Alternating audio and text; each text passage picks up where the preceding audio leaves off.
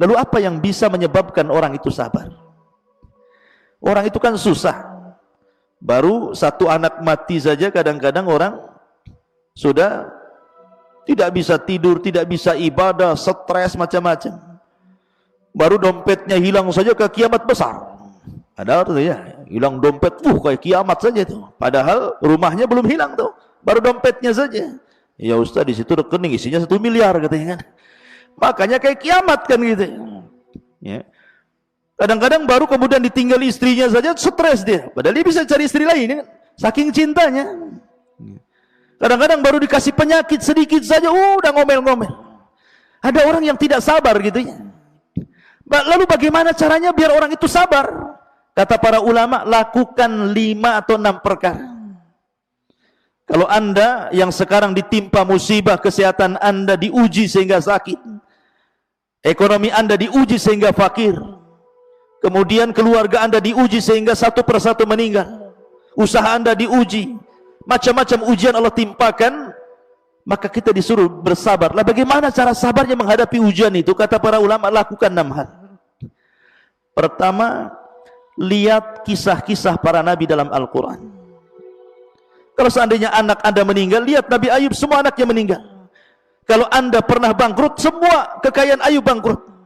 Kalau Anda ditimpa penyakit, Ayub juga ditimpa penyakit. Rasul pun sama. Lihat para nabi. Makanya Allah mengatakan kepada Rasul, isbir kama sabara ulul azmi minar rusul.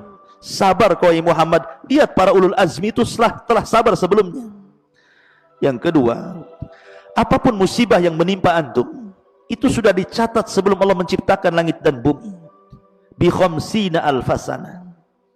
50.000 tahun sebelum Allah menciptakan langit dan bumi, musibah yang Allah akan timpakan kepada kita itu sudah dicatat di Lauhil Mahfuz. Artinya ini sudah takdir Allah.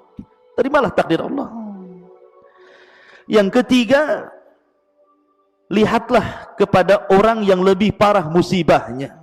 Ungduru ila man huwa asfala minkum wala tangduru ila man huwa fawqakum fahuwa ajdar alla tajrar nikmatullah. Lihat ke yang bawah, jangan lihat ke atas. Capek. Ya. Kalau seandainya Anda kemudian ditimpa kolab usahanya, ada yang lebih kolab daripada Anda. Kalau seandainya Anda ditimpa penyakit, tetangga kemarin mati. Nah itu ya. Jadi lihat kepada yang lebih parah. Kemudian yang ketiga, jangan Anda kira sesuatu yang Anda anggap buruk itu memang buruk. Tidak. Allah mengatakan wa asa an takrahu syai'an wa huwa khairul lakum. Terkadang apa yang Anda anggap buruk rupanya baik di hadapan Allah. Kemudian yang kelima, lihatlah nikmat yang tersisa. Jangan lihat nikmat yang hilang. Biasakan ucapan alhamdulillah. Alhamdulillah saya masih patah satu kaki. Yang sebelah itu dua-duanya patah. Alhamdulillah saya masih hidup walaupun stroke. Kemarin yang sebelah innalillah wa inna ilaihi rajiun sudah diusung ke Tamiang. Artinya lihat nikmat yang tersisa. Jangan lihat nikmat yang hilang gitu ya. Kemudian yang terakhir berdoa. Karena doa itu bisa yaruddul qadar. Bisa menolak keputusan Allah Azza wa Jalla. Lalu apakah musibah itu manfaat? Namanya orang terserang penyakit, apakah penyakit ini manfaat? Ya, penyakit ini manfaat. Apa manfaatnya? Musibah itu manfaat. Mau sakit, mau miskin, mau apa, itu manfaat bagi kita. Pertama, supaya kita dididik untuk beradab. Lihat orang-orang kaya baru beli mobil mewah saja yang harganya mahal, wah, ada sombongnya kayak Fir'aun, ya kan? Kaca pun tidak dibuka gitu ya. Jalannya pun beda gitu ya. Orang sombong. Tapi ketika Allah buat mobilnya hilang, nah baru terasa dia jadi orang miskin. Di situ ada pelajaran ada. Dididik oleh Allah Azza wa Jalla bahwa sombong itu ada batasnya. Ya, maka setiap ujian itu mendidik kita sebenarnya. Yang kedua ujian itu kafarah. Bukankah dunia ini sijnul mukmin?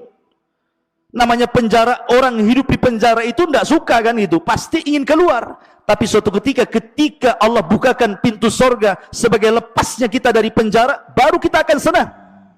Ketika orang keluar dari musibah, dosanya hilang, pahalanya numpuk, gitu ya. Kemudian pahala musibah apa, manfaat musibah juga, bahwa musibah ini ikhwatu fiddin muliakan Allah Azza wa Jalla, bukan hanya mendidik akhlak, kemudian juga menjadikan dosa-dosa kita hilang, tapi musibah itu manfaatnya juga besar. Karena dengan adanya musibah, orang lebih bersyukur kepada nikmat Allah. Terkadang orang tidak pernah merasakan nikmat makan kecuali dia lapar, nikmat minum kecuali dia haus, nikmat aman kecuali pernah hidup di negeri konflik. Ya begitu. Jadi semua musibah itu ada manfaatnya. Oleh karena itulah maka sabarlah seperti sabarnya Ayub alaihi salatu wassalam. Subhanakallahumma bihamdika asyhadu an la ilaha illa anta astaghfiruka wa atubu ilaik. Wallahu ta'ala. Assalamualaikum warahmatullahi wabarakatuh.